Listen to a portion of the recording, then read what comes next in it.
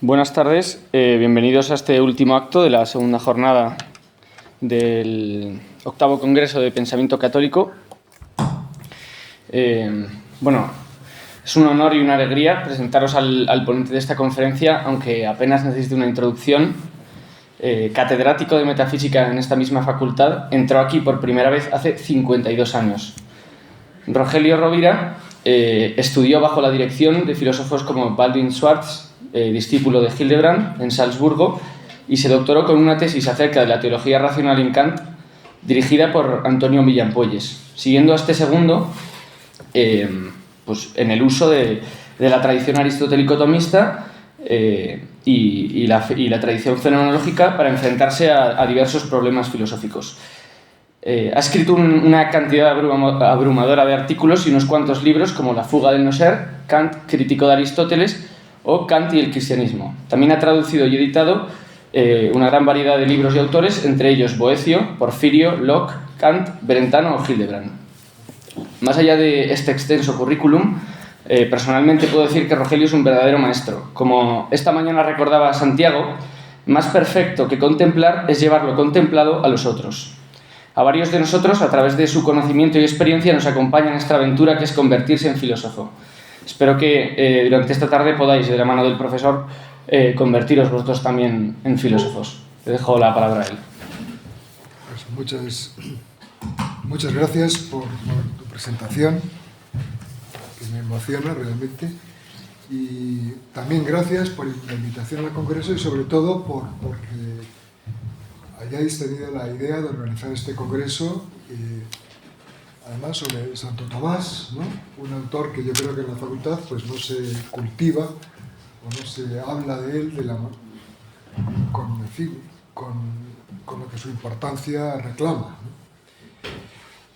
Bueno, yo he tomado el título de la conferencia lo he tomado prestado, sin permiso, claro, de este librito de Edith Stein que se llama Wege der Gotteserkenntnis, ¿no? Caminos del conocimiento de Dios, y que se subtitula Dionysius der Areopagit und seine symbolische Theologie, o sea, Dionisio el Areopagita y su teología simbólica.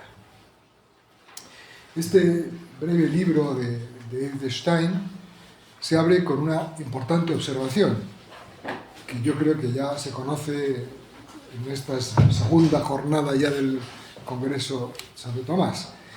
Y es que sobre el pensamiento filosófico y teológico de Tomás de Aquino, además de la revelación, claro está, ejercen una clarísima influencia tres grandes corrientes intelectuales y espirituales: la filosofía griega, particularmente Aristóteles, la obra de San Agustín y los escritos del pseudo Dionisio el Areopagita, o pseudo Dionisio Areopagita o Dionisio Areopagita.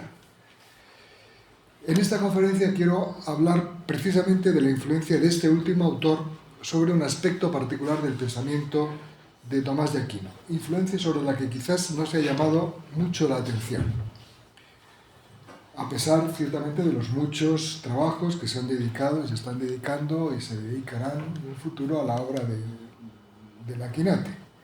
Me refiero concretamente al influjo que ha tenido esta doctrina, no tanto en los atributos o de los nombres divinos, de lo que nos ha hablado antes el padre David, sino más bien en su influjo en las 5 vías tomistas, en las 5 vías de Santo Tomás. Dionisio, como nos ha explicado antes, justo en la conferencia anterior el padre David, pues presenta una doctrina del conocimiento de Dios a partir de las criaturas, una triple vía, que yo creo que se encuentra en cada una de las 5 vías. Eso es lo que quería yo mostrar en esta conferencia. Y para ello comenzaré recordando, aunque suene ya, sea llover sobre mojado, porque ya se ha hablado de esto, recordar los hitos básicos de esta doctrina areopagítica, tal como se expone sobre todo en 2 de sus libros, Los nombres de Dios y la teología mística, y con ello creo que nos asomaremos a una de las fuentes más importantes en que ha bebido el pensamiento filosófico y teológico, no solo de Santo Tomás, sino de todo el Occidente durante siglos.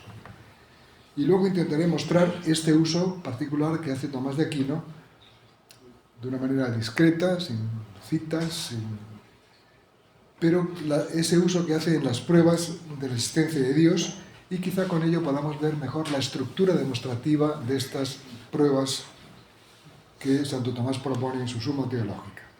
Porque ahí, como sabemos, Santo Tomás no solamente recoge y asume el esfuerzo de muchos filósofos anteriores, filósofos judíos, filósofos, por supuesto, cristianos, pero también musulmanes, ¿no?, que han hecho para demostrar la existencia de Dios, sino que ese trabajo secular lo presenta de un modo muy riguroso, liberado de errores y ambigüedades, pero lo hace tan condensadamente, tan apretadamente, en apenas una página de la Suma Teológica, que casi diríamos que estas vías son como ráfagas de luz tan fuertes que a veces nos ciegan. Y por eso yo creo que no estará de más recorrerlas una vez más, fijándonos en su nervatura demostrativa, que, como veremos, se organiza en torno a ciertas consideraciones del pseudo Dionisio Areopagita. Concluiré la conferencia muy brevemente poniendo de relieve una importantísima consecuencia que tienen estos pensamientos que vamos a estudiar para la vida espiritual del cristiano, puesto que estamos en un congreso no solo sobre Santo Tomás, sino sobre el pensamiento católico, ¿no? Bueno, comenzaré por notar algo general que ya he apuntado.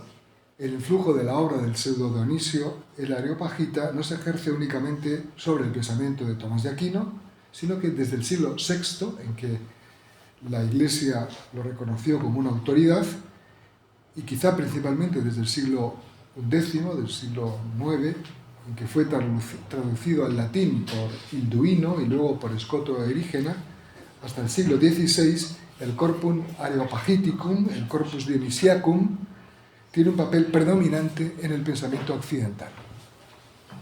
El Corpus Areopagiticum o Corpus Dionisiacum está integrado por el siguiente conjunto de escritos: la jerarquía celeste, la jerarquía eclesiástica, los nombres de Dios, la teología mística y no más de 10 cartas. Desde hace unos cuantos años, concretamente desde 1990, contamos con una excelente edición española que se ha reeditado después en esta edición de la BAC, que se ha reeditado, después en otra colección distinta de la BAC también, con una larga y valiosa introducción de Teodoro Martín, con el título de Obras completas del pseudo Dionisio Areopagita. Parece que este corpus de obras fue compuesto a finales del siglo V o a principios del siglo VI de nuestra era, ¿no? La identidad del autor de estos escritos es una cosa todavía no resuelta, quizá imposible de resolver, y que quizá no merezca la pena el esfuerzo de investigación que supone el intentar resolverla. El autor de las obras citadas se dice discípulo de San Pablo y aduce detalles que revelan su intención de presentarse como discípulo y amigo de los apóstoles. Las obras llevan precisamente el nombre de Dionisio y pronto se le identificó como un miembro del Areópago convertido tras la predicación de San Pablo, ¿no?, como se cuenta en los Hechos de los Apóstoles. Aunque a principios del siglo VI la Iglesia Oriental manifestó sospechas, pronto acalladas, de que estas obras no fueron escritas por Dionisio, el convertido por San Pablo en Atenas, en Occidente se reconoció desde siempre esta autoría como un hecho innegable. En el Renacimiento, sin embargo, Lorenzo Valla y Erasmo levantaron las primeras dudas en Occidente sobre la autoría del Corpus Dionisiacum por parte de Dionisio, el convertido por San Pablo. Y hoy sabemos que el Corpus Areopagítico contiene fragmentos debidos al neoplatónico Proclo y que su autor ha de ser ciertamente un cristiano neoplatónico, profundo conocedor de las Escrituras. Y precisamente para indicar este carácter apócrifo y enigmático se llama a su autor el pseudo Dionisio Areopagita, aunque conozco algunos autores, algunos amigos míos, que se niegan a decir esto y llaman Dionisio Areopagita, ¿no? Y llamaré Dionisio o pseudo Dionisio si consigo pronunciar la P y la S con que se le entienda bien. Bueno, debido en parte a la autoridad apostólica que se le atribuyó durante más de 1000 años, pero también sin duda a su valor doctrinal intrínseco, la obra del pseudo Dionisio o de Dionisio Areopagita ha ejercido, como digo, un influjo extraordinario en el pensamiento occidental. Gilson, Etienne Gilson, el célebre historiador de la filosofía medieval, ¿no?, tras exponer el pensamiento del pseudo Dionisio en la filosofía en la Edad Media, en ese gran libro sobre la filosofía medieval, dice: en adelante lo volveremos a encontrar siempre presente, incluso en muchos casos en que no tendremos ocasión de nombrarlo. Y el gran teólogo católico Hans Urs von Balthasar, en el tomo segundo de su gran obra Gloria, Herrlichkeit, ¿no?, dice: en toda la historia del espíritu, Dionisio representa el caso único de un hombre de primerísimo orden y de influencia incalculable. Bueno, pues la doctrina que yo querría recordar ahora es la llamada triple vía, de la que ya también hemos hablado. En el libro de los nombres de Dios, yo creo que tú has citado el capítulo 7, yo voy a citar el capítulo 1, pues este libro se presenta como una continuación, quizás de una obra que o bien es una obra fingida, que no se ha escrito, o bien de una obra que se ha perdido, con el título Las representaciones teológicas. Y ahí el autor en este libro se propone no decir ni pensar nada de Dios que no esté en la revelación. Dice: como norma general, nadie se atreverá a hablar de la deidad supraesencial y secreta en términos o ideas que no hayan sido divinamente revelados en las Sagradas Escrituras. Efectivamente, cualquier palabra o concepto resultan inadecuados para expresar lo desconocido de la supraesencia, que está muy por encima de todo ser. Necesitamos para esto un conocimiento supraesencial. Elevemos pues nuestra mirada hasta donde alcancemos con ayuda del rayo luminoso de las palabras de Dios. Así dispuestos, acerquémonos con humilde adoración a los más altos resplandores de lo divino. El desarrollo de este propósito de conocer a Dios, de conocer los nombres o atributos divinos, configurará un modo de acceso a Dios en 3 fases o 3 etapas complementarias, ¿no? En primer lugar, notemos que, según este planteamiento que nos proponía ahí Dionisio, a Dios podemos aplicarle primeramente todos los nombres que le da la Escritura. Y fijémonos bien, como nos dice el pseudo Dionisio, que estos nombres o atributos los toma la Escritura de las manifestaciones de lo divino en las cosas, ya que las criaturas son participaciones de la suma bondad. Dice, por ejemplo, también en ese mismo capítulo 1, es en verdad causa, origen, esencia y vida de todas las cosas. Es vida de los vivientes, esencia de los seres, principio y causa, por su bondad de toda vida y esencia. Por su misma bondad produce y mantiene en su ser todas las cosas. Conocemos todo esto por las Santas Escrituras, y podría decirse que en casi todas ellas verás cómo los autores sagrados forman los nombres divinos según las bondadosas manifestaciones de la deidad. Este proceder es lo que se llama la teología afirmativa, teología catafática, ¿no? También la vía causalitatis, la vía de la causalidad, y es conocer a Dios positivamente como causa de las cosas del mundo. Y esta vía constituye el primer paso del acceso a Dios a partir de las criaturas. A partir de la Biblia, sí, pero como la Biblia los toma, esos nombres de las criaturas, pues es la primera vía que se hace a partir del conocimiento de las realidades creadas. Pero inmediatamente, como también nos ha recordado antes David, ¿no?, se plantea el pseudo Dionisio un problema, y es que es forzoso conceder que Dios trasciende toda razón, a toda razón y a todo conocimiento. Por tanto, propiamente no se le puede nombrar, nada de lo que Él se diga lo describirá, nada de lo que Él digamos podrá describirlo adecuadamente. Dice, por ejemplo, a continuación, el pseudo Dionisio: ¿cómo pues podemos hablar de los nombres de Dios? ¿Cómo puede ser esto si el trascendente sobrepasa todo discurso y todo conocimiento? Si su morada no está al alcance de ningún ser ni entendimiento, si Él comprende, encierra, es antes y después que todas las cosas, mientras que escapa a toda percepción, imaginación, opinión, nombre, discurso, aprehensión o entender. ¿Cómo nos atrevemos a intentarlo si la deidad está más allá de todo ser, es inefable, ningún nombre la puede definir? Queda dicho en mis representaciones teológicas, esa obra, ¿no?, de la que dice que esta es continuación, que no podemos alcanzar con el pensamiento ni con palabras al uno, incognoscible, supraesencial, la misma bondad, la trina unidad, tres personas, igualmente divinas y buenas. Claro, lejos de intentar paliar esta dificultad de nuestro conocimiento de Dios, Dionisio Areopagita la asume plenamente. La asume plenamente afirmando que las inteligencias superiores, las inteligencias angélicas, las que mejor conocen a Dios, porque son semejantes a Él, le conocen precisamente negándole todo nombre. Lo dice de esta manera: cuando algunas inteligencias a imitación de los ángeles, en cuanto es posible, han llegado a deificarse de ese modo, alaban a Dios de la manera más perfecta, prescindiendo de todo discurso y olvidándose de las cosas. Real y sobrenaturalmente iluminadas por tan santa unión con la luz, estas almas descubren que siendo Dios causa de todo ser, Él no es nada de esto, pues de todo ser está supraesencialmente separado.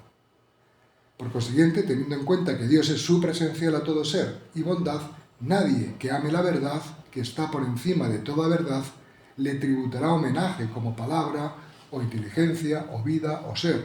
No, está muy lejos de cualquier manera de ser, de todo movimiento, vida, imaginación, opinión, nombre, palabra, pensamiento, inteligencia, sustancia, estado, principio, unión, fin, inmensidad, de todo cuanto existe. Este proceder, negar a Dios, que no es imaginación, opinión, nombre, inteligencia, es lo que se llama la teología negativa, la teología apofática, ¿no? También la vía de la remoción, la vía de la negación, la vía de conocer a Dios negativamente como el ser que no tiene las imperfecciones de las cosas del mundo. Y esta vía constituye, como sabemos, el segundo paso del acceso a Dios a partir de las criaturas. Pero no acaba aquí el proceso.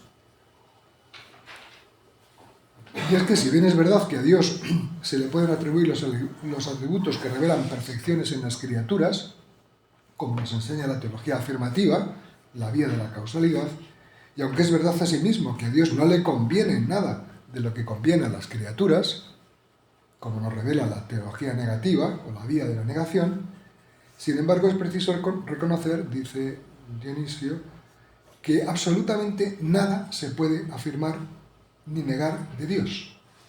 En nada le afectan nuestras afirmaciones ni nuestras negaciones. En el último capítulo de la Teología Mística, de otro libro distinto del que estaba leyendo, dice: cuando negamos o afirmamos algo de cosas inferiores a la causa suprema, nada le añadimos ni quitamos, porque nada puede añadir la afirmación a la que es perfecta y única causa de todo cuanto es. Y toda negación se queda corta ante la trascendencia de quien es absolutamente simple y despojado de toda limitación. Nada puede alcanzarlo. Entonces hemos de verificar en nuestro conocimiento de Dios a partir de las criaturas una negación, tanto de lo que nos ofrece la teología afirmativa como de lo que nos enseña la teología negativa. Dios no es absolutamente ni lo que afirmamos ni absolutamente lo que negamos. La razón de ello es que lo que afirmamos de Dios no expresa ni con mucho todo lo positivo de Dios. Y lo que negamos de Dios no lo negamos por defecto de Dios, sino por exceso, como dice también el Areopagita en los nombres de Dios. Como muchas veces hemos dicho, las cosas divinas han de entenderse de modo conveniente a Dios. Cuando decimos que Dios no tiene inteligencia y que no siente, queremos decir que Dios trasciende inteligencias y sentidos. No carece de ellos, sino que los posee con sobreabundancia. No es que no sea inteligente, es que es más que inteligente. Por eso atribuimos la carencia de razón a aquel que está sobre la razón, y la imperfección a aquel que está por encima de toda perfección y es anterior a ella. Como atribuimos la oscuridad que escapa al tacto y a la vista al que es luz inaccesible, en cuanto excede inmensamente la luz accesible. Este proceder es lo que se ha dado en llamar entonces la teología superlativa, o también la vía eminentie, la vía de la eminencia. El conocer a Dios superiormente, digamos, como el ser que trasciende definitivamente el modo de ser de las cosas del mundo. Esta vía constituye el tercer paso del acceso a Dios a partir de las criaturas, y esto es, en sus rasgos, digamos, más esenciales, esta doctrina que quería presentar como preámbulo a mi exposición y que se conoce con el nombre de la doctrina de la triple vía del acceso a Dios a partir de las criaturas. Esta doctrina ha sido recogida y asumida plenamente, ciertamente, por Tomás de Aquino. En la conferencia anterior se nos ha dado un ejemplo muy claro de ellos. Justamente tengo aquí el artículo que ha citado antes el padre David Torrijos, ¿no? La cuestión 13 de la primera parte de la suma, el artículo primero de esa cuestión 13, que dice: según el filósofo, las palabras son signos de los conceptos y los conceptos son representaciones de las cosas, por donde se ve que las palabras se refieren a las cosas, de que son signos por intermedio de los conceptos intelectuales, y por tanto, en la medida en que podamos conocer una cosa, en la misma medida podremos imponerle nombre. Pues bien, hemos demostrado que en esta vida no podemos ver a Dios por esencia, pero que le conocemos por las criaturas en calidad de principio, por vía de excelencia y remoción. Por consiguiente, podemos denominarle por las criaturas, pero no en forma que el nombre que lo signifique exprese la esencia divina tal cual es. Además, Tomás de Aquino no solamente ha defendido esta doctrina de la triple vía en general, sino que también, pues en muchos otros textos, pues se refiere utiliza esta doctrina para afirmar los nombres de Dios. Por ejemplo, en las cuestiones disputadas sobre la potencia dice, respecto de la sabiduría, atributo del cual también antes se ha hablado, dice allí: por ello, según la doctrina de Dionisio, estas cosas se afirman de Dios de tres modos. Primero, afirmativamente, de modo que podamos decir que Dios es sabio. Afirmación sobre él necesaria, por darse en él la semejanza de sabiduría que de él fluye. Él no solamente es causa de la sabiduría, también es sabio, porque de él fluye la sabiduría. En segundo lugar, negativamente, por no darse en él la sabiduría tal como nosotros la imaginamos y denominamos, de modo que puede hasta negarse en la realidad diciendo: Dios no es sabio. Si por sabio entiende usted el modo en que somos nosotros sabios, no lo es en absoluto, no tiene nada que ver. Y en tercer lugar, eminentemente, porque el negarse la sabiduría de Dios, en Dios, no por deficiente en sabiduría, sino por darse en él más sobrenaturalmente que lo que se puede dar, se puede decir o concebir, no resulta ineludible esta afirmación. Dios es súper sabio, supremamente sabio, ¿no? Bueno, esta aceptación y utilización de la doctrina del pseudo Dionisio es ampliamente conocida. También creo que lo ha dicho el padre David. Santo Tomás escribió un comentario a los nombres de Dios del pseudo Dionisio, ¿no? In librum beati Dionisi de divinis navinimus, ¿no? Con lo cual conocía perfectamente esta doctrina y la utilizó. Incluso algún erudito se ha entretenido en contar las veces en que Tomás de Aquino cita el pseudo Dionisio en sus obras, y parece que hay 1702 citas de este autor, y de ellas 562 figuran en la Suma Teológica. Y no ha dejado incluso de señalarse que incluso el plan mismo de la Suma Teológica sigue las líneas maestras trazadas por Dionisio en la Areopagita. En la introducción a la edición española, que he citado antes, ¿no?, de las obras del pseudo Dionisio, el autor de esa introducción, el traductor y autor, Teodoro Martín, escribe: construye el santo sobre estructuras aristotélicas, pero corren por su obra venas de neoplatonismo dionisiano.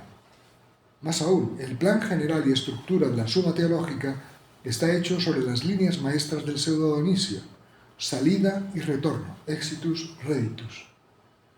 Mundo desplegado en círculos que comienza y termina en la unidad de Dios. Tratado de Dios uno, trino, creante, verbo encarnado, sacramentos.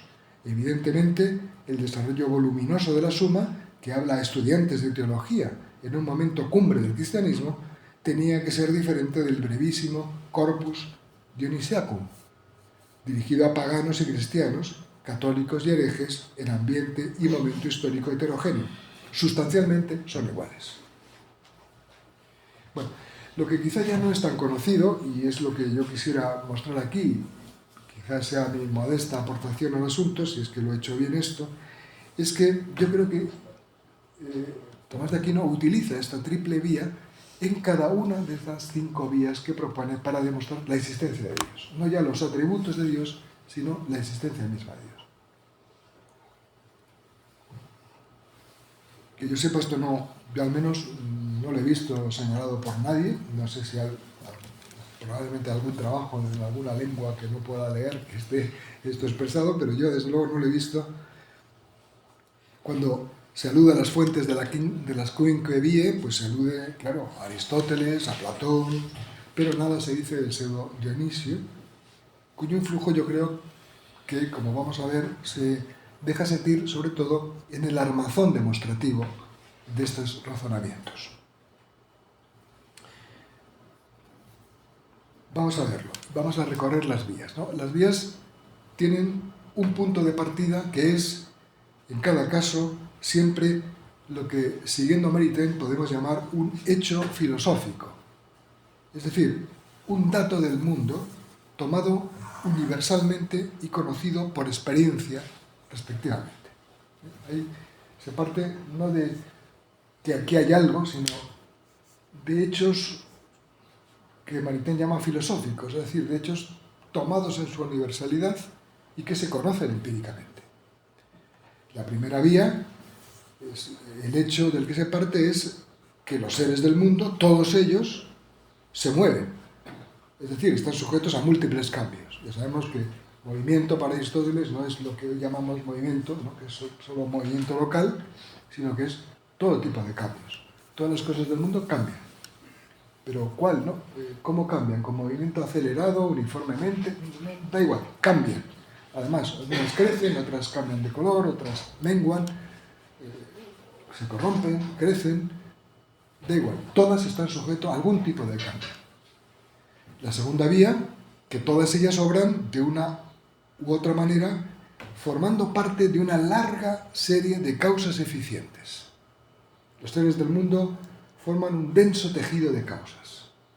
Las cosas del mundo están encadenadas causalmente, ¿no? Ya sabemos ese ejemplo que se pone, ¿no? De el vuelo de una mariposa en Brasil, ¿no? Pues cambia el clima o lo que fue, ¿no? Todo está enlazado causalmente. En la tercera vía, que las cosas del mundo existen, pero bien podrían no existir. O sea, son contingentes, como se dice en filosofía. Todas ellas existimos, pero podrían no existir y no pasaría nada, digamos, ¿no? En la cuarta vía, que en algunas de las perfecciones que tienen los seres del mundo, no todas ellas, las perfecciones, como antes he dicho, ¿no? Las perfecciones, propiamente perfecciones, las perfecciones que no admiten ninguna imperfección y que de suyo son infinitas, absolutas. Lo que Santo Tomás llama las perfecciones trascendentales, es decir, las perfecciones que trascienden tal o cual género o tal o cual clase de cosas, las que convienen a todo ente justamente por ser, no por ser esto o aquello. Esas son las perfecciones propiamente dichas, las perfecciones trascendentales. Bueno, pues esas perfecciones las encontramos, algunas de ellas, no todas, claro está, pero algunas de ellas las encontramos en el mundo en grados. Hay unos seres que son más o menos perfectos en este sentido trascendental. Hay cosas más o menos bellas, más o menos justas, más o menos verdaderas. Admiten grados. Las vemos distribuidas en grados. Podemos hacer como una especie de jerarquía, ¿no? La vida, ¿no? Nos hablaba ayer el profesor Martínez, ¿no? De la escala de los seres, ¿no? La vida se da en muchos seres, pero en grados. Y finalmente la quinta vía, que los seres del mundo tienden a fines, también lo decía el profesor Martínez ayer, ¿no? Se obran siempre o casi siempre de la misma manera para obtener lo que para ellos es mejor. Pero eso se da incluso en los seres no inteligentes, por supuesto en los inteligentes, claro, pero desde luego también en los no inteligentes. En cada caso se considera, por tanto, un rasgo común, una nota general que poseen los seres del mundo como tales, sin intentar o sin interesar determinar el modo particular en que cada uno de esos seres, tomados como individuos, posee el atributo en cuestión. Cómo se mueve este ente, si se mueve más rápido que el otro, eso no interesa. Interesa simplemente el hecho universal de que cambie. Se parte, por tanto, de características universales de los seres del mundo que, como es claro, no pueden ser conocidas más que por experiencia. Son rasgos que de un modo más o menos inmediato constan por el sentido, como dice Tomás de Aquino. Y fijaros, ¿cuál es la ordenación de las vías?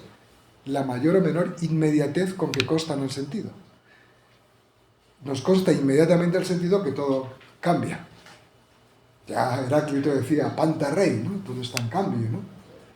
Cuesta mucho más, cuesta un poco más de ver que las cosas que no tienden a fines obran siempre o casi siempre para hacer lo mejor para ellos. Hay que ver seres animados, por ejemplo, no inteligentes, ver cómo hace el pájaro el nido, que siempre lo hace de esta manera, que es la mejor manera posible para que sus crías se mantengan, etcétera, etcétera. Ahí hace falta mirar más, es menos inmediato ese conocimiento. Entonces yo creo que la ordenación está hecha según la mayor o menor inmediatez con que se nos dan esos datos a los sentidos. Yo he visto en tiempos cuando explicaba las vías tomistas de aquí, pues muchas clasificaciones posibles de cómo se clasifican las vías. Ninguna me convencía porque es el mismo razonamiento aplicado a hechos distintos que se conocen con mayor inmediatez o con menor, o con más esfuerzo, digamos, pero son exactamente el mismo tipo de razonamiento. Esa es al menos la tesis. Y es justo en ese razonamiento donde utiliza Tomás de Aquino la triple vía.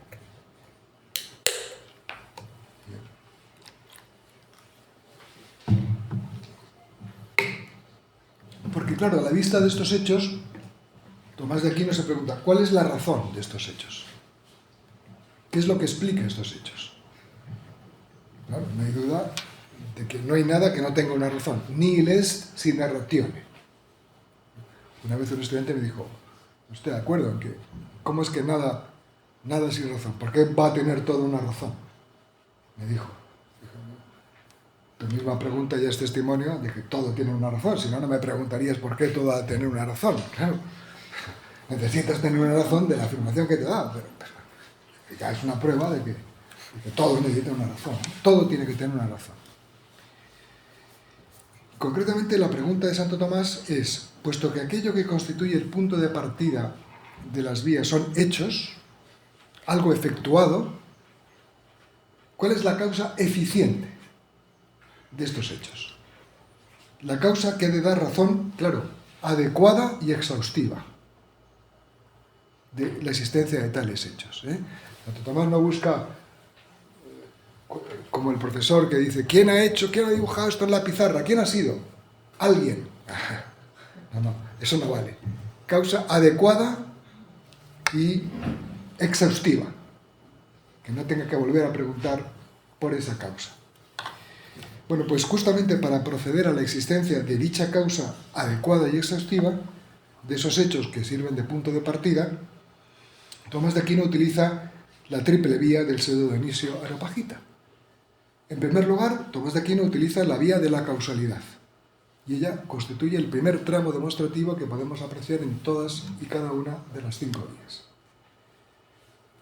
¿Cuál es consideremos primero el objetivo de la aplicación de esta vía de la causalidad? ¿Qué pretende Tomás de Aquino utilizando la vía de la causalidad?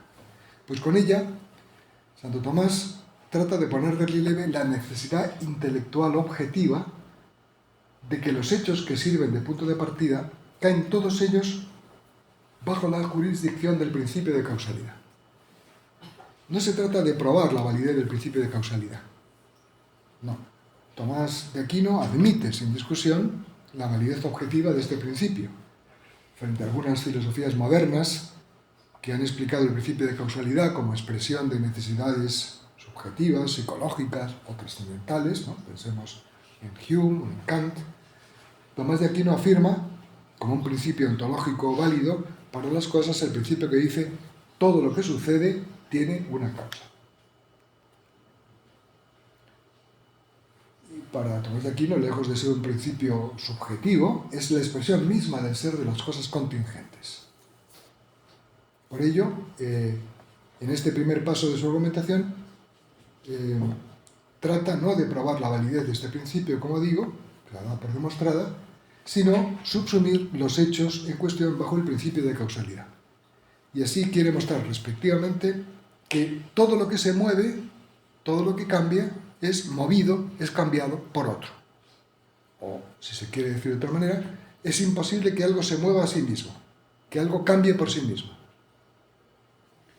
Segundo, que no es posible que una cosa sea causa eficiente de sí misma. O que lo que es causado por otro. Que no todos los seres son posibles, sino que es preciso que haya algo necesario en la realidad. Y en cuarto lugar, que los diversos grados de perfección trascendental de las cosas son causados. Que si una perfección trascendental de suyo es irrestricta, si se da graduada, es por algo. Tiene una causa de esa graduación. Y finalmente, que las cosas que no tienen conocimiento no tienden al fin, sino dirigidas por algo que conoce y entiende. O por alguien que conoce y entiende. ¿Cuál es entonces? Este es el objetivo que se propone mostrar con esa vía. Y con la aplicación de esta vía. ¿Y cuál es el argumento que da? ¿Cuál es el argumento que da para proponer estas tesis? Bueno, prescindiendo ahora de las características particulares que presenta la prueba de estas diversas tesis en cada una de las vías y del hecho de que en algunas de ellas no se desarrolla explícitamente en todos sus pasos. Él las da por... pasa muy rápido sobre la argumentación. Es claro, yo creo que la prueba general de estas proposiciones solo puede consistir en la mostración intelectual de que los hechos que en cada caso se consideran no tienen en sí mismos toda la razón de su existencia. No se explican a sí mismos. Es imposible que hayan venido a la existencia por sí mismos. Y de ahí que Tomás de Aquino señale de modo expreso que, claro, la existencia del movimiento no se explica por sí misma, porque lo que está en acto de moverse, lo que está moviéndose, tuvo que estar en potencia de moverse. Si se mueve es porque se pudo mover. Pero nada puede pasar de la potencia, que es un no ser, al acto, al ser real, sino por algo que esté en acto. Por algo efectivamente existente. También, en la segunda vía, trato de demostrar que es imposible que algo sea causa de sí mismo. Causa sui, ¿no? Porque para ello tendría que ser anterior a su propia existencia para ser causa y después ser efecto, pero claro, ya existiría antes de ser, cual es absurdo. En tercer lugar, que la existencia de lo contingente no se entiende desde sí misma porque lo que existe y puede no existir, en alguna vez no existió. Y lo que no existe no puede darse a sí mismo la existencia. Un contingente que siempre esté existiendo no es contingente, claro. En cuarto lugar, que es imposible que una perfección trascendental convenga a una cosa cualquiera de un modo imperfecto, si esa perfección no es causada en ella. O sea, una perfección que no encierra en sí mismo nada de imperfección, si usted no la tiene por entero, se debe a algo que es propio del ser que la tiene. Tiene alguna causa. Porque si no, la tendría... Porque de suyo algo se lo impide. Si no, la tendría infinitamente. ¿No? la perfección trascendental tiende de suyo a lo absoluto, es de suyo irrestricta, por convenir al ser en tanto que ser. Claro, si yo lo tengo no en tanto que ser, sino en tanto que ser limitado, entonces es mi limitación la que explica el por qué la tengo limitada. Y en quinto lugar, también tiene que mostrar Tomás de Aquino que no cabe explicar desde sí mismo que lo que carece de conocimiento tenga fines. Pues es de la esencia de los fines ser conocidos. Claro, el fin es lo primero que se da en el pensamiento y lo último en la ejecución. Pero para hacer el fin tengo que pensar en el fin y después también pensar en los medios y además pensarlos en el orden inverso a su realización.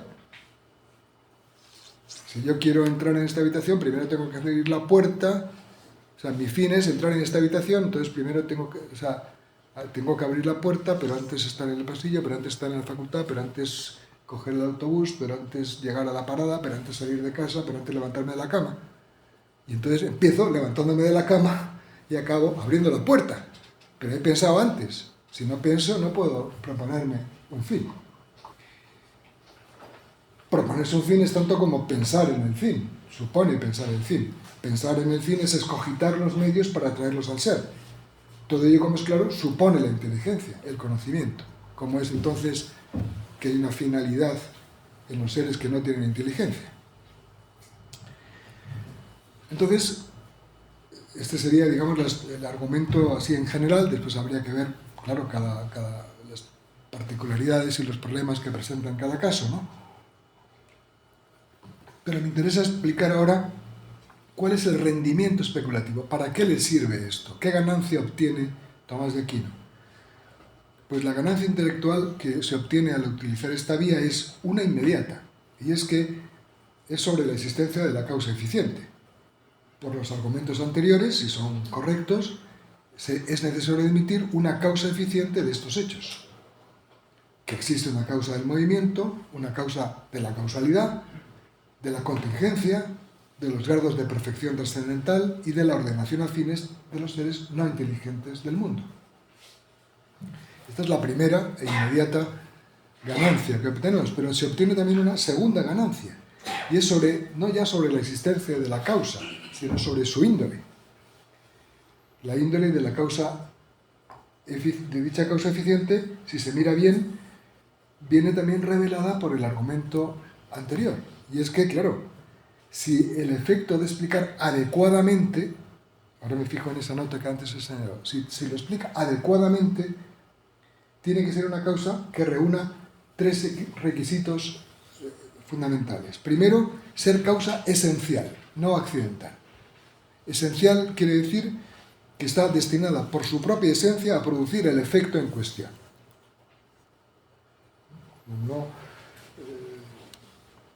El que hace la estatua es un escultor. Es que es Fidias. Bueno, eso es accidental. Es que nació en Grecia. Eso es accidental. Como causa. La causa es el escultor, porque el efecto es una escultura. Y además tiene que ser no solamente esencial, sino una causa principal, es decir, no una instrumental. Y principal quiere decir que actúa por su propia virtud y no instancias de otra. ¿Quién ha escrito esto en la pizarra? La tiza. La tiza es el instrumento. ¿Quién lo ha movido, la tiza? No vale la tiza. Por tanto, ser principal. Y tercero, ser una causa concreta y pertinente, no general y vaga. ¿Quién ha sido? Un estudiante. No, pero ¿qué estudiante? ¿No? ¿Quién? Concretamente. Y entonces, claro, por eso Tomás de Aquino afirma que la causa esencial, principal y pertinente del movimiento es un motor. El motor es lo que mueve. Pues eso es lo que hace falta para explicar un movimiento. Que la causa esencial, principal y pertinente de la causalidad es una causa. Que la causa esencial, principal y pertinente de lo contingente o necesario por otro, lo contingente es algo que es así, podría ser de otra manera, pero si es así es por algo. Una necesidad relativa. Pues tiene que ser un ser necesario. Y que la causa esencial, principal y pertinente de los seres perfectos de un modo limitado es un ser perfecto. y que la causa esencial, principal y pertinente de la ordenación a fines es un ordenador. Tomás de Aquino no pensaba en los ordenadores con chips, ¿no? Conectados a Internet, pero habla así de un ordenador, de alguien, de algo, de alguien que tenga inteligencia y ordene. Los ordenadores en realidad no ordenan. Ordenar es propio de la inteligencia, ¿no? Igual que la inteligencia artificial tampoco entiende, ¿no? Pero bueno, eso es otra cosa. Este es el primer tramo demostrativo, que expuesto, lo expone Santo Tomás, vamos, en 2 palabras. Casi nos lo arroja a la cabeza, pero si uno lo tiene que ir mirando, que hay en el fondo esos argumentos. Pero después da un segundo paso argumentativo, que es la utilización de la vía de la negación, de la vía de la remoción. Y este segundo paso, vamos a considerar también cuál es el objetivo de aplicar esta vía de la negación.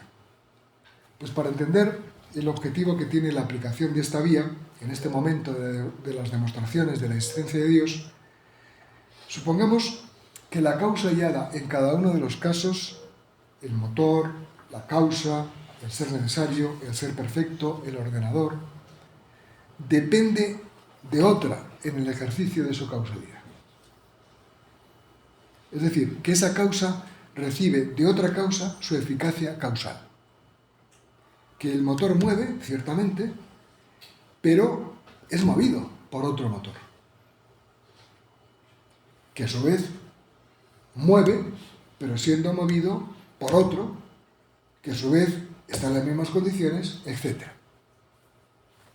Y lo mismo en los demás casos. Que la causa causa algo, produce un efecto, pero esa causa es a su vez efecto de otra causa, que la causa de ella, claro, pero que también es efecto de otra. Y así en los demás casos. Según esto, entonces, no habría una única causa, sino una serie de causas que se transmiten a la vez la eficacia causal. Nos hallaríamos entonces con lo que en la filosofía se llama una serie esencialmente ordenada de causas. Las causas esencialmente ordenadas no son causas temporalmente ordenadas. No siguen el antes y el después.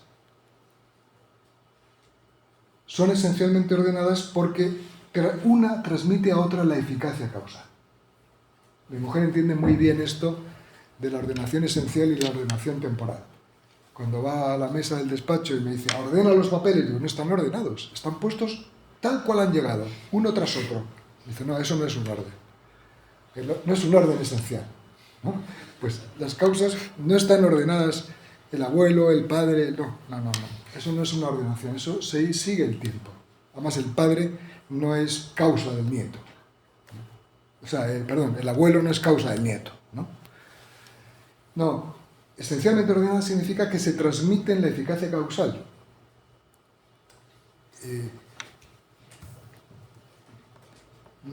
Porque, una causa es anterior a otra, sí, pero anterior en el ser, no en el tiempo. Una depende de la otra para ser causa. Y claro, si se diera tal serie de causas esencialmente ordenadas, sería inevitable preguntarnos si el efecto X está siendo causada por la causa A, y la causa A está siendo causada por B, y la causa B está siendo causada por C, y ella a su vez está siendo causada por D, etc., ¿cuál será más propiamente la causa de X? A, B, C, D o cuál? Pues para responder a esta cuestión, echa ahora mano Tomás de Aquino de la vía de la remoción, de la vía de la negación, y con ella trata de hacer ver la necesidad objetiva de que si hay una serie esencialmente ordenada de causas que concurren simultáneamente a la producción de un efecto, ha de haber entonces una causa primera. Es decir, una causa que ya no dependa de otra en el ejercicio de su causalidad. Porque si no hay esa causa primera, entonces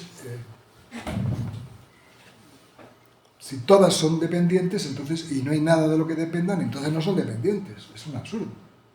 Se produciría algo sin ninguna causa. Esta causa primera será causa en el sentido más propio del efecto en cuestión, porque la causa primera, que produce el efecto en cuestión, transmitiendo su eficacia causal a otras causas, no siendo instrumento, sino transmitiendo la eficacia causal, haciendo que las otras sean causas, podría producir ese efecto sin transmitir ese efecto, directamente. Mientras que las causas segundas dependen de la primera para ser causas, y por tanto para producir el efecto, la primera, que hace que las demás sean causas, podría producir el efecto que las causas segundas producen porque él las ha creado, las ha hecho como causas primeras. Tenía aquí escrito, esta causa primera será en verdad la causa en un sentido más propio del efecto en cuestión, porque la causa primera que produce el efecto en cuestión transmitiendo su eficacia causal a otras causas segundas que siguen, podría producir ese efecto sin hacer esa transmisión de la eficacia causal, mientras que las causas segundas, por ser segundas, es decir, dependientes de otra, no pueden ya producir la causa primera. La causa primera, por tanto, es la causa propiamente dicha. Y entonces, ¿cuál es el argumento que da Tomás de Aquino para probar esto? ¿En qué se funda esta verdad? Pues ahora utiliza Tomás de Aquino un argumento estrictamente aristotélico, que es el argumento llamado ananké stenai. Es decir, es necesario detenerse. Y aquí como lo formula, por ejemplo, muy claramente en la segunda vía. En la segunda vía se entretiene en mostrar este argumento que, sin embargo, implícitamente están todas las otras. Dice ahí: no es posible que en las causas eficientes se proceda al infinito. Hay que pararse en una primera. Porque en todas las causas eficientes ordenadas, es decir, esencialmente ordenadas, lo primero es causa de lo intermedio y lo intermedio es causa de lo último. O sea, hay una causa primera que produce la causa segunda que produce el efecto. Da igual que esto intermedio, como dirá ahora, sean muchos o varios, o uno solo. Tanto si los intermedios son muchos como si uno solo. Más suprimida la causa, se suprime el efecto. Por tanto, si no hubiera algo primero en las causas eficientes, no existirá ni lo último ni lo intermedio.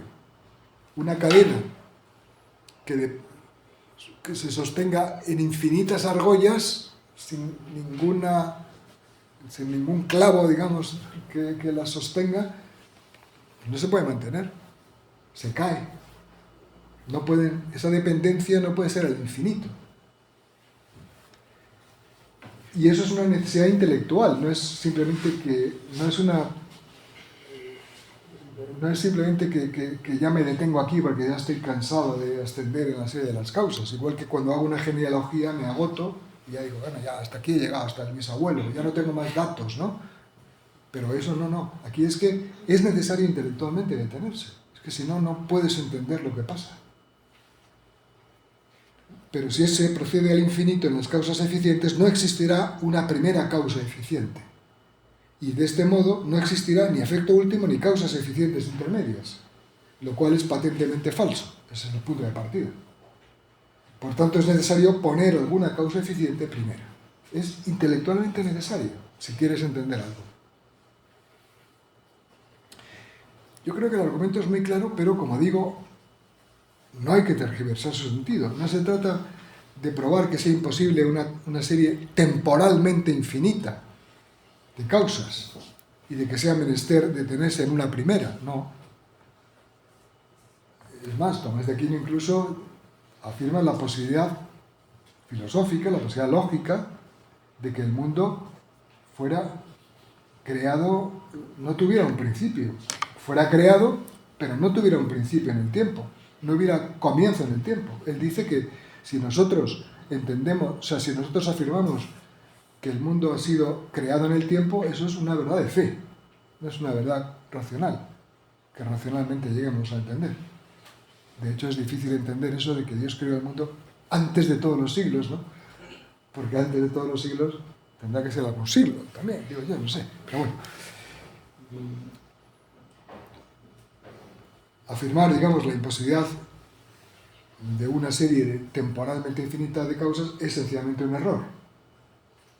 En estas causas, el hombre que engendra a otro hombre, que a su vez engendra a otro, etc., no hay más razón para detenerse en una de ellas que la imposibilidad física de recorrerlas ascendentemente, pero no es una necesidad, es una imposibilidad física, ¿no? Y eso no es, como digo, una verdadera imposibilidad, sino una imposibilidad física, no una imposibilidad metafísica. El que nos tengamos que parar se debe, como decía antes, a que nos hemos cansado, a que no tenemos ya más datos, estamos aburridos ya de hacer esa operación, pero no a un obstáculo que encontramos en las cosas mismas. Y entonces lo que se pretende con el argumento expuesto es más bien mostrar la imposibilidad de una serie infinita de causas esencialmente ordenadas. En este caso es metafísicamente necesario que haya una causa primera en un sentido no cronológico. Esto es, una causa que no dependa de otra en el ejercicio de su causalidad. Aquí la imaginación no nos tiene que llevar a una causa anterior en el tiempo, muy antigua, no. Una causa que está funcionando ahora mismo. Porque ahora mismo somos efectos. Ahora mismo tiene que estar funcionando la causa. Si la causa dejara de ejercer su causalidad ahora, desapareceríamos. La causa es simultánea al efecto.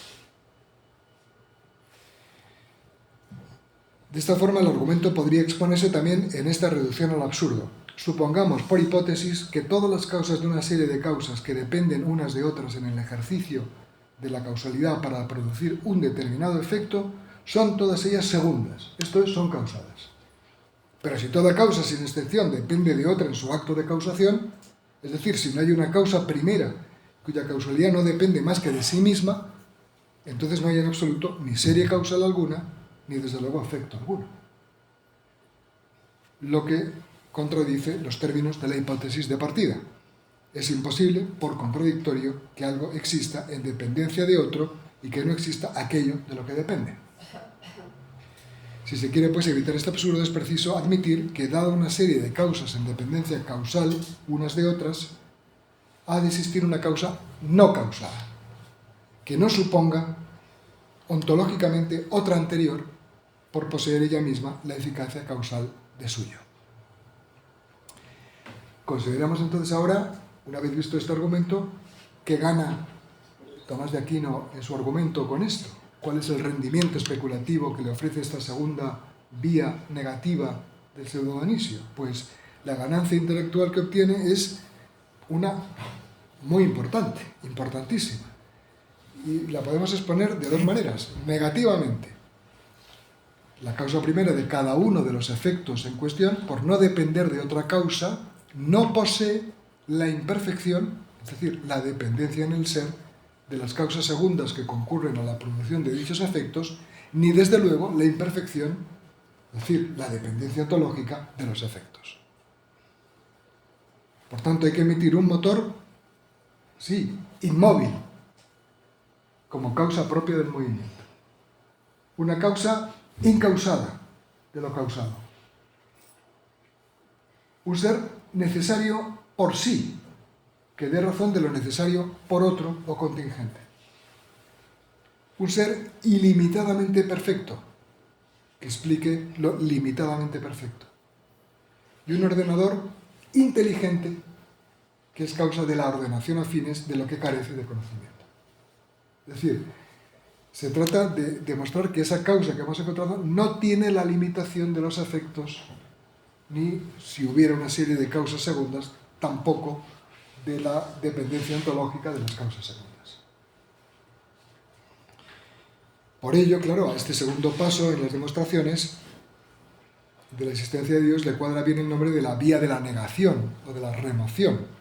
Con ella se quitan, se niegan de la causa primera las imperfecciones del efecto y las imperfecciones de las causas segundas, si las hubiera.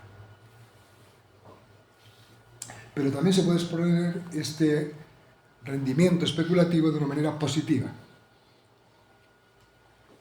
La causa primera es de una índole ontológica superior a las causas segundas. Y naturalmente a la del efecto.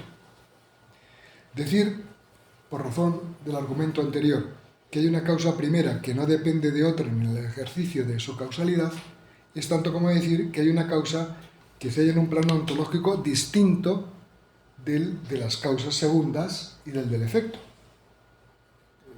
Ya es un plano distinto, claro. Unas causas dependen de otras en su ser y esta no depende de ninguna otra. Son causas que están en dos planos distintos. Pero si son distintos, como lo menos perfecto no puede ser causa de lo más perfecto, porque si fuera así, lo más perfecto tendría una causa que no explicaría lo perfecto, lo menos perfecto, ¿no? Pues entonces hay que decir que ese plano ontológico en el que se halla la causa primera es necesariamente un plano ontológico superior. Segundo paso. Pero con esto todavía no hemos llegado a nada. En tercer lugar, Tomás de Aquino utiliza la vía de la eminencia, aunque eso sí hay que reconocerlo, en la exposición que hace de sus demostraciones de la existencia de Dios, ese uso que hace de la vía de la eminencia es tan comprimido, tan conciso, que ese tercer e importantísimo paso se da tácitamente, sin señalarse explícitamente. Pero, ¿qué se consigue aplicando esta vía? Pues con la utilización de esta vía, Tomás de Aquino pretende una cosa muy sencilla: mostrar que la índole ontológica de la causa primera no es simplemente superior a la de las causas segundas, sino decididamente suprema, ¿no? Recordamos los grados del adjetivo, ¿no?, en gramática. No es superior, es suprema, es la máxima. Solo podremos... ¿Por qué? Porque la causa tiene que explicar exhaustivamente el efecto, no solamente adecuadamente, y por eso hablamos de motor, causa, ser necesario, sino también exhaustivamente. Y como, claro, solamente podremos dejar de iterar la pregunta del por qué causal de algo si encontramos una causa ontológicamente no superior, sino suprema. Una causa que deje sin sentido todo preguntar por el por qué. Si tengo que seguir reiterando el por qué, entonces es que me he encontrado la causa exhaustiva. Todavía me falta algo por explicar. ¿Cómo prueba Tomás de Aquino que esta causa primera superior es también la causa primera suprema? La causa que explica exhaustivamente el efecto. Pues podemos reconstruir el argumento de Tomás de Aquino de esta manera. Yo creo que Tomás de Aquino se tiene que apoyar en dos tesis evidentes. La primera, que los efectos han de ser proporcionales a la causa. Cuanto más universal es el efecto, es decir, cuanto más se ha extendido la eficacia causal de la causa, más universal es la causa. Esto es, más primera es la causa, más ontológicamente perfecta es la causa. Y segunda tesis, los efectos que sirven de punto de partida de las vías son los efectos máximamente universales. Es que en realidad esos efectos es la descripción del ser del mundo, es la descripción de lo contingente, de lo creado. Solo lo creado es mutable, solo lo creado es causado, solo lo creado es contingente, solo lo creado es limitadamente perfecto, solo lo creado que no tiene inteligencia puede tender a fines. Son, como digo, los rasgos máximamente universales de los seres del mundo. Si hiciéramos una ontología del mundo, tendríamos que decir que esos son los rasgos ontológicos fundamentales del mundo. El cambio o movimiento como tal, la causalidad eficiente como tal, la contingencia como tal, la diversa perfección trascendental como tal y la ordenación a fines como tal. De estas dos tesis, entonces, es facilísimo concluir que la causa propia de estos efectos ha de ser máximamente universal y, por tanto, la causa absolutamente primera y de rango ontológico supremo, no simplemente superior. Esa sería la causa que explica exhaustivamente los efectos de los que hemos partido. ¿Qué rendimiento, entonces, podemos preguntarnos finalmente, obtenemos de la aplicación de esta tercera vía? Pues es, yo creo que también fácil demostrar, y es que, según el razonamiento anterior, ha de haber un motor inmóvil primero en sentido absoluto o universal. Una causa incausada absolutamente primera. Un ser irrestrictamente necesario por sí. Un ser máximamente perfecto y un ser supremamente inteligente. Y entonces, a mí no me extraña, esta mañana se ha negado un poco esta tesis, ¿no? Pero a mí no me extraña la frase con la que acaba Las Vías, Tomás de Aquino, que dice, y esto todos entienden que es Dios. Et hoc omnes intellegunt Deum. El padre Lucas decía que en las dos últimas no dice todos, sino nosotros. Pero yo no veo aquí una diferencia esencial. Todos entendemos que es Dios. ¿Por qué? Porque, claro, el punto de llegada de Las Vías no es más que la identificación de cada causa propia universal hallada con Dios. Dios es, en efecto, según nos ha enseñado el pseudo Dionisio Areopagita, el ser al que corresponde toda perfección, ser causa, exenta de imperfección, incausada y en grado inminente, absoluta o universal. Por eso, hoc omnes intellegunt Deum. Es que, ¿de qué otro ser podemos decir que es perfecto, sin mezcla de imperfección y en grado absoluto? Pues eso es lo que llamamos Dios. Y esto es lo que concluyen Las Vías. En el libro, sin duda magnífico, esclarecedor, de Zubiri, El hombre y Dios, que publicó Zubiri, creo que en el año 84, o se publicó muy poco después de su fallecimiento, me parece, fue, creo, el primer libro que se publicó de los que estaban inéditos, ¿no?, en vida. Pues se dice allí, en ese libro, hay una doble crítica a las vías tomistas, una doble crítica general. Dice allí, por una parte dice Zubiri, ante todo, la primera vía conduce a un primer motor inmóvil, la segunda a una primera causa eficiente, la tercera al primer ente necesario, la cuarta a un ente en la plenitud de la entidad, la quinta a una inteligencia suprema. Pero estas 5 primariedades se identifican entre sí en el mismo ente. Habría que probarlo. Y por otra parte también dice, además, aun supuesto que se aprobara, ¿significa esto que se ha probado sin más que ese ente supremo sea formalmente Dios? Lo que entendemos por Dios. Quedaría todavía por probar que dicho ente es justo Dios. En el punto de llegada de estas argumentaciones nos encontramos con un ente supremo, pero este ente es Dios. Esta es la cuestión que siempre queda en pie. Bueno, pues yo, con toda modestia, no puedo, en fin, decir simplemente ante el genio de Zubiri, pero yo creo, simplemente tengo que decir que estas dos dificultades que pone Zubiri a las 5 vías se podrían disolver con lo que tan pesadamente he tratado de exponer esta tarde. Los términos finales de cada una de estas vías confluyen entre sí en un único ser, se identifican entre sí en un mismo ente porque se ha llegado a esos términos finales, a estas depuradas superperfecciones que expresan los puntos de llegada de las vías, a estas primariedades, si queremos, en virtud de un mismo proceso, por la vía afirmativa, por la vía negativa y por la vía de la inminencia. Y cada uno de estos términos finales es propiamente Dios, porque solo Dios es el poseedor, es el ser que posee una perfección en la que no solo no hay imperfección alguna, sino que la posee en un grado tal de perfección que sobrepasa infinitamente todo lo cognoscible y aún lo pensable. Entonces, si esto no es formalmente Dios, yo voy a decir que venga Dios y me lo diga, ¿no? Entonces, en fin,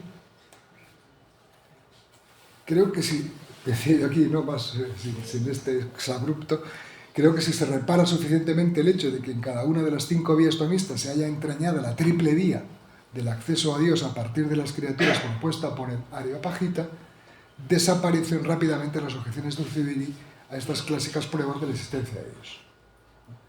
Pues también Zubiri dice, bueno, claro, es que nadie dice causa causalum miserere mei. Será que no quiere decirlo, pero lo puede decir, eso es Dios. ¿Es que Dios no es causa de las causas? Que a mí me apetezca más utilizar la revelación de Cristo y decir que es Padre, y que me dirija a Él como Padre nuestro, no impide que también me pueda dirigir a Él como causa causarum, ¿no? Digo yo, porque eso es el mismo Dios, ¿no? En fin, bueno, concluyo ya, porque ya llevo ya demasiado tiempo, señalando muy brevemente una consecuencia, como decía al comienzo, de orden espiritual que se deriva inmediatamente de estos pensamientos que hemos expuesto aquí.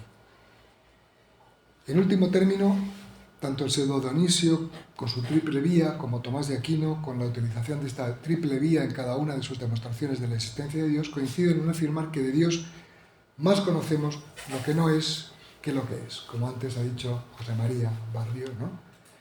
Y que tenía aquí recogido, o sea que no es que lo he escrito ahora, estaba ya escrito, ¿no? A Dios se le conoce, por así decir, como desconocido.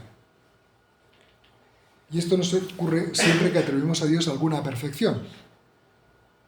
Le corresponde de manera tan distinta a como corresponde a las criaturas que no sabemos bien qué significa esta o aquella perfección en Dios.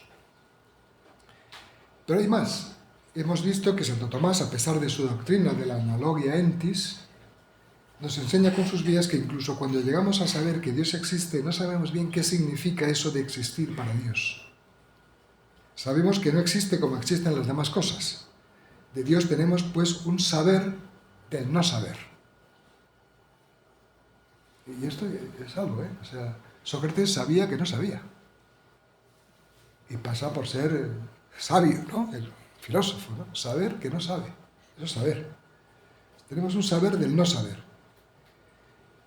Tras las consideraciones anteriores sobre la presencia de la teología negativa del pseudo Dionisio en Squinque Vie, podemos comprender bien ahora estas palabras de Maritain, que como sabéis es uno de los grandes filósofos tomistas del siglo pasado, ¿no?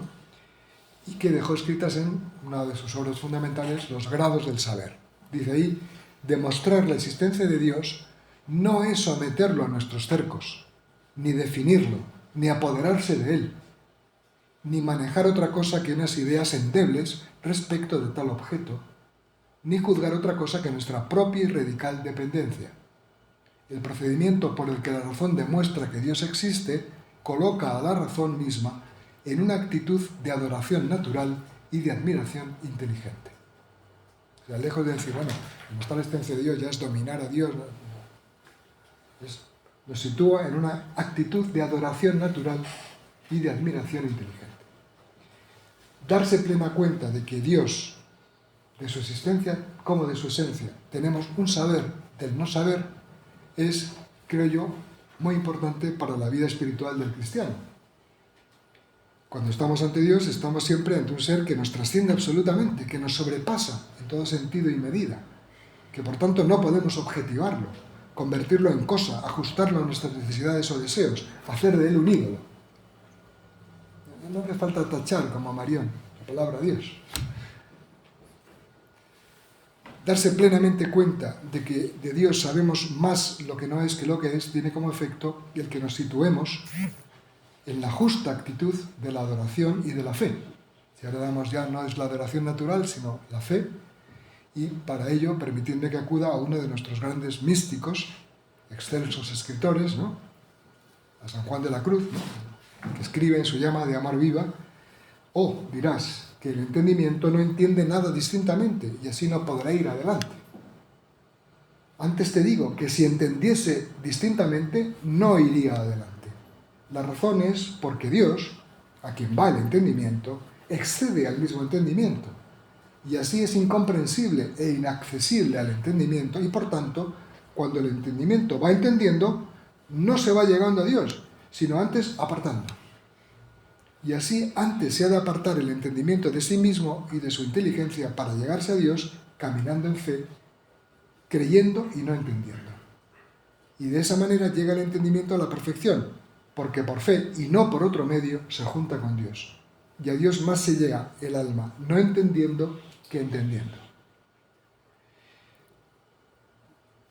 Grande también ha sido el influjo en el Santo de Fontiveros, de San Juan de la Cruz, el influjo de la teología negativa y de la teología mística del pseudo Dionisio Areopagita. Y por eso no resisto la tentación de poner punto final a esta conferencia citando uno de sus versos más famosos, que sin duda recordáis y que expresan, yo creo, maravillosamente este peculiar saber que que no se sabe, que nos es propio respecto de Dios.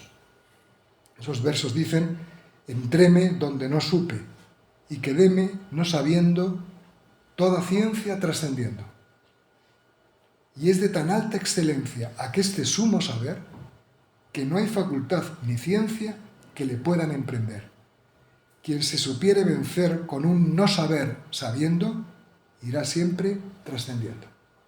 Muchas gracias.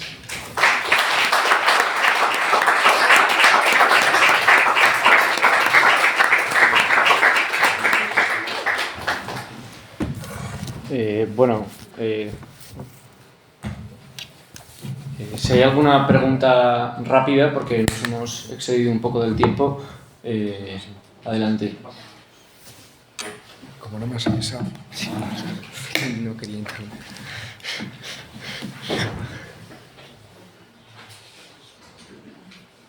Miguel. A mí se me gustaría, bueno, no es una pregunta, es una aclaración, porque si no me equivoco ha dicho en un momento como un criterio ordenador de las 5 vías, es como la inmediatez que tenemos, ¿no? de cómo se los datos sensibles, ¿no? Cómo se nos presentan, ¿no? La inmediatez de los datos. Y así pues podemos establecer ese criterio, ¿no? Entonces primero pues, vemos que todo se mueve y demás, pero es una cosa que como no termino de entender del todo, pues si lo podría aclarar, porque es como que, por ejemplo, la quinta vía parece que es una cosa como que tenemos más inmediatez, ¿no? de esa evidencia, antes que, por ejemplo, que hay cosas contingentes y otras necesarias, ¿no? Entonces, bueno, no sé. Bueno, quiero decir que es una relación, digamos, o sea, yo lo que nunca me convencí eran las explicaciones que dicen: no, es que en la primera vía utilizo la vía de la causalidad, en la otra la vía de la causalidad eficiente, en la otra causalidad final. No, siempre utilizo la vía de la causalidad eficiente y este esquema representativo. Entonces, el punto de partida, claro, ver que las cosas cambian está al alcance de todos. Ver que, por ejemplo, en la tercera vía, que son pero podrían no ser, exige un poco más de atención, ¿no? O sea, exige decir, fíjate, o sea, he visto que algunas cosas han perecido y entonces, o sea, he tenido que esperarme a que algunas han dejado de ser. Lo primero lo he visto inmediatamente, todo el mundo está aquí y se está moviendo. Pero lo segundo ya ha dejado de ser. Esto ha dejado de ser, o ya ha dejado de ser como es. Ahora es de otra manera. Eso es contingente, eso podría ser de otra manera, podría no existir. Eso requiere menos inmediatez, digamos, en mi sentido. Y por ejemplo, la última es, claro, tengo que primero distinguir seres con inteligencia de los que no la tienen. Primera cosa, ¿no? Ya no es tan inmediato. Y segundo, voy a mirar a los seres que actúan, que son vivos, ¿no? Y no tienen inteligencia. Entonces los voy a observar durante algún tiempo y veo que, oye, siempre hacen los nidos de la misma manera. Siempre vienen las golondrinas, antes, ¿no? Ahora ya no sé qué hacen, pero antes vienen de tales sitios, a tales fechas. ¿Y esto? ¿Por qué siempre siguen esas regularidades? Para ver una regularidad que después supongo que tiene un fin, hace falta más tiempo o sea, es menos inmediato. Es igualmente evidente, pero menos psicológicamente necesita más tiempo para darme cuenta de ello. Necesito recopilar más datos, si cabe decirlo así. Entonces, que lo primero es más inmediato, lo segundo cuesta un poco más, pero no es que porque sea más difícil, sino porque necesito más datos para comparar, etc. Pues entonces, digamos, no sé si entonces creo simplemente que por eso las enumera de la 1 a la 5, de la más fácil a la más difícil, que además es una cosa muy aristotélica también, ¿no? Ordenar las cosas según sean más inmediatas a nuestro conocimiento, ¿no? José María. Bueno, muy brevísimo. Reconozco que a mí no me convence mucho una de las dos objeciones que has mencionado de Zumbi y estos argumentos. Y ciertamente, o sea, él dice, claro, pues, ¿por qué podemos saber que es Dios como todo un módulo? Y sin embargo, tengo la intuición de que ser que sea a la vez primer motor y primera causa en causa, no puede ser otro que todo sea. Son dos cosas distintas. O sea, una cosa es que nosotros podamos... Ahora, sin embargo, yo reconozco que tengo una cierta querencia a pensar, aunque me resisto a ello, que yo creo que únicamente los 5 argumentos tomados en conjunto demuestran una forma contundente de la existencia. No digo que aisladamente cada uno de ellos pero de una forma contundente yo creo que solo los 5. O sea, un ser que sea primer motor inmóvil, luego es algo en lo que pensó Aristóteles y no estaba pensando en lo que nosotros o todos llaman Dios, pensando en un astro. Ahora, un ser que además de ser primer motor inmóvil, sea primera causa y causa, sea un ser necesario por sí, un ser máximo, un ser, no puede ser otro. Sí, por supuesto. Hombre, es que un motor inmóvil, o sea, que Dios pudiera ser la causa última del movimiento de los seres, pero no, por ejemplo, de su carácter contingente, pues no sería Dios, claro. Y lo que hace Santo Tomás es mostrar que también que explica todo el ser del mundo.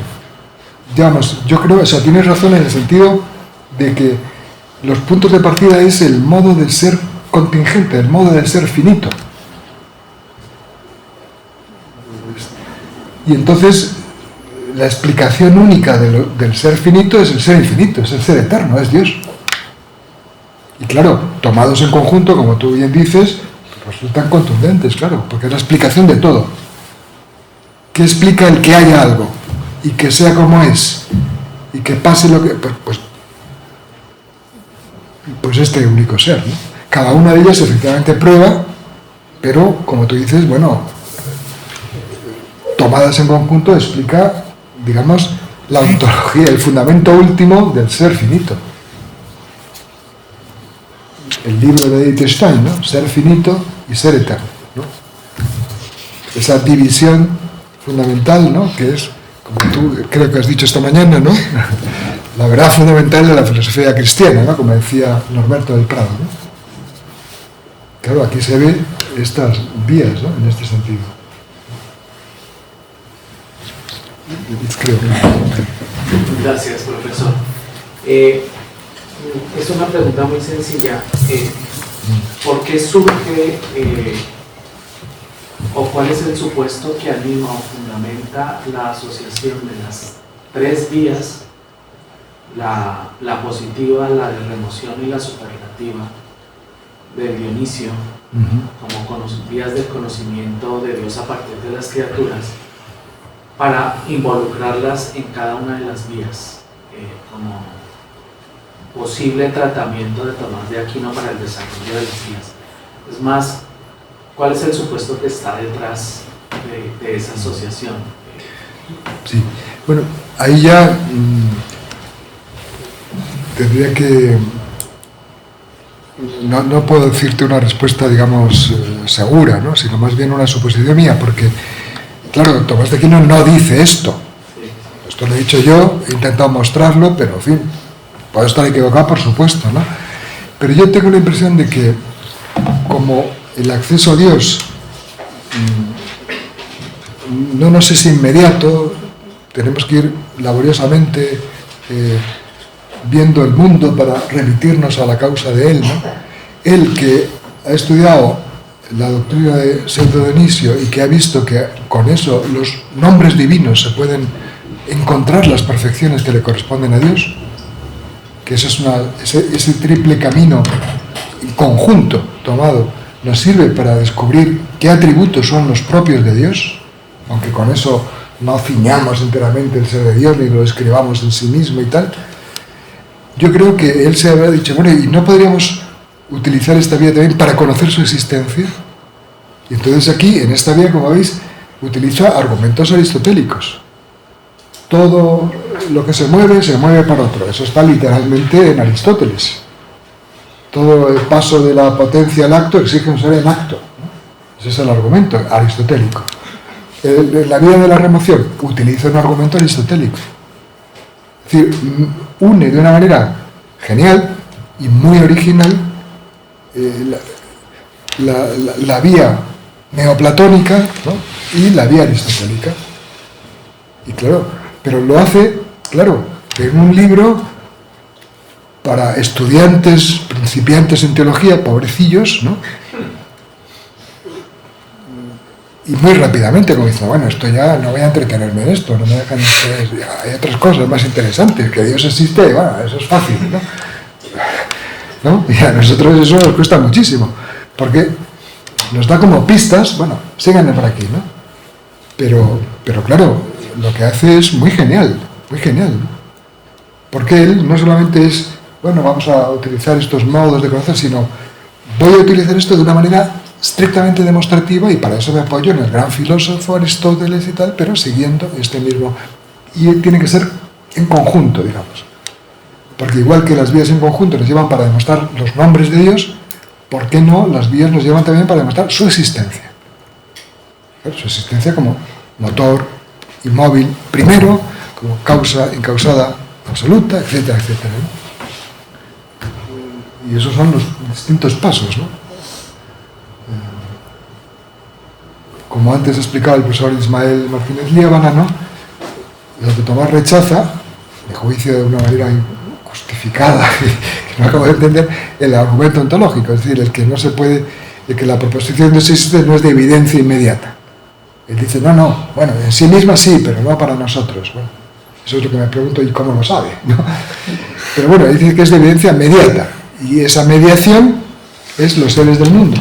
¿Y cuáles son los caminos que nos llevan en esa mediación? Pues yo creo que es la triple vía del pseudo Dionisio, partiendo de distintos hechos que constituyen los rasgos más generales y universales que podemos decir de lo creado.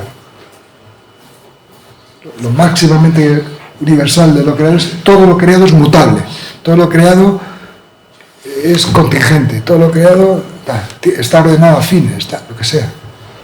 Entonces, si esos hechos son auténticos, pues entonces se utiliza eso nos sirve de medio para vincular el sujeto de la proposición Dios con el predicado existe. Y yo creo que eso es la...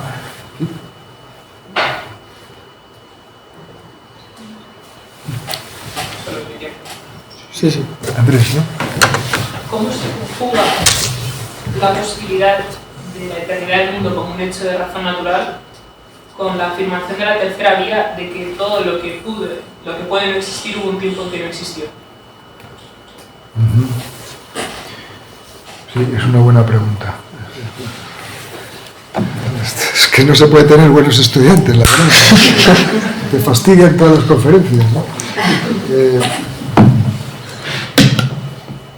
Claro,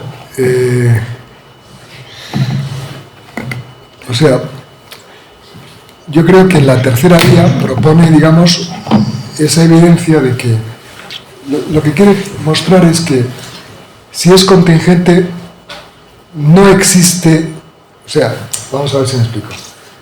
Si algo es contingente, voy a hacer una trivialidad, si algo es contingente es que no existe necesariamente. ¿Cómo sabes que no existe necesariamente? Porque alguna vez no ha existido. Claro, si el mundo es eterno, ¿cómo pruebo esto? Ya no puedo recurrir al tiempo, porque siempre ha existido, pero entonces tendría que mostrar que no tiene en sí mismo el fundamento de su ser. No sé si me explico. Porque Santo Tomás lo que defiende es que el mundo podría ser, no lo defiende, digamos, que hay la posibilidad filosófica de que el mundo sea eterno, pero necesariamente es creado por Dios. Esto eso dice que el mundo es siempre dependiente de Dios. Desde siempre. Bueno, entonces nunca habría... Pero el ser contingente, ¿por qué existe siempre? No porque es necesario, sino porque desde siempre ha sido creado. No sé si me explico. Entonces, claro, si yo digo que desde siempre ha sido creado, ¿cómo pruebas eso? Pues no lo sé. No. Porque no tiene en sí mismo el fundamento de existencia, porque podría dejar de ser, aunque no ha existido, aunque siempre lo he visto existir. No sé si me explico. siempre he visto a tal cosa en el mundo, y tal. Ya, pero podría no estar y el mundo seguir siendo, pues sí, pero claro, es más llamativo que no haya existido y que de pronto exista, o que esté y de pronto ya no exista. Eso es más llamativo. Y entonces él, yo creo que sostiene ese argumento, aunque en fin, podríamos verlo más despacio, ¿no? Porque eso ya forma parte de la discusión de los argumentos de la aplicación del principio de causalidad a cada uno de los hechos, que presenta matices muy distintos en cada argumento, ¿no? Yo aquí he dado simplemente el argumento general, porque no podía hacer toda la argumentación en cada caso particular, ¿no? Pero ese es uno de los problemas que se plantean, ¿no? ¿Por qué lo contingente, o sea, porque si siempre está vinculado al tiempo, si necesariamente está vinculado al tiempo, entonces es necesario, no es contingente? ¿Qué me revela la contingencia? Pues el que no ha existido y ahora existe. No sé si, ¿no? ¿Qué deja de existir? Yo ahora mismo, pensando en cómo salvaría esa objeción, diría que esa afirmación no se refiere al mundo en su conjunto, sino a cada uno de los individuos que toman parte en él. Pero entonces no sé si eso es adecuado a lo que quiere decir Santo Tomás o no, porque es evidente que el mundo en su conjunto también es contingente. Entonces, ¿hasta qué punto se puede mantener que realmente lo contingente, por fuerza, hubo un tiempo en que no fue? Si, no sé, yo lo salvaría por lo individual, pero no sé si... Sí, yo creo que sí, que por lo individual es el ejemplo que él trata de poner más sencillamente, ¿no? No pensar el conjunto del mundo como tal, ¿no? Sino, bueno, las cosas que están en el tiempo no siempre han estado ahí, antes no existían. Si hubieran existido siempre, claro, no podríamos decir que son contingentes. ¿Cómo sabes que son contingentes? Entonces, en ese sentido, sí, claro, si hablamos ya de... Lo que pasa es que lo otro, claro, la totalidad del mundo y pensar su comienzo, no, eso nos lleva ya a algo de lo que no podemos probablemente tener experiencia. Entonces, claro, ya ahí no te remites a ningún dato empírico, porque ¿cómo sabes? No puedes recurrir, no puedes mostrar el origen del mundo. Eso, no puedes llegar a... Aquí es el comienzo del mundo, antes no había tiempo y no había mundo, y ahora, eso no se puede llevar a cabo. Entonces, para recurrir a una vía, a un dato empírico, para mostrar eso más expresamente, tienes que explicar así la contingencia, ¿no? Vinculándola con el tiempo. Porque si no, pues eso, si el mundo es eterno en el sentido de abeterno, digamos, contiene el ego, ¿no? Pues entonces, claro, ¿por qué hay mundo y por qué siempre existe? Pues porque Dios ha querido, es que no hay otra explicación. ¿Cómo la muestras? Cabe la posibilidad lógica, pero no se puede hacer una demostración tampoco, ¿no? O sea, no es contradictorio, pero tampoco se dice que es así. Eso es lo que hace Santo Tomás, que yo sepa, ¿no? Frente en esa polémica, que después eso es una de las antinomias de Kant, ¿no? Si el mundo tiene un comienzo en el tiempo, no lo tiene, etc. Entonces Kant cree que se pueden probar las dos tesis contrarias. Entonces aquí me dice, bueno, yo admito que el mundo tiene un comienzo en el tiempo por fe, pero claro, no se puede probar eso. Y lo otro, ¿es contradictorio que no haya tenido un comienzo? No, no es contradictorio. Dios tiene el poder suficiente para querer siempre que siempre dependa de él otro que no es él. Claro que podría. Ahora, pruébalo. Pues no lo puedo probar. Es una hipótesis posible, no contradictoria, pero en fin, no se puede afirmar como una tesis, ¿no? Por eso, él habla aquí de los seres de los que tenemos experiencia, de lo que consta al sentido, ¿no? Creo yo, pero vamos, eso es no sé. Y eso, digamos, avala tu tesis de que se trata de los seres particulares, digamos, que existen, ¿no? Que son objetos de experiencia. Claro, el conjunto del mundo, como ya también decía Kant, eso no se puede experimentar, claro, es una idea trascendental, ¿no? Decía Kant, ¿no?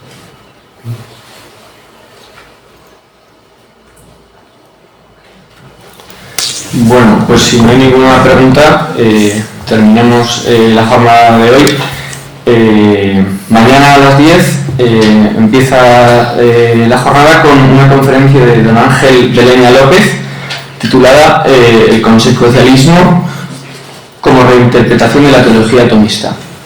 De la teleología. Correcto, el consecuencialismo como reinterpretación de la teleología atomista.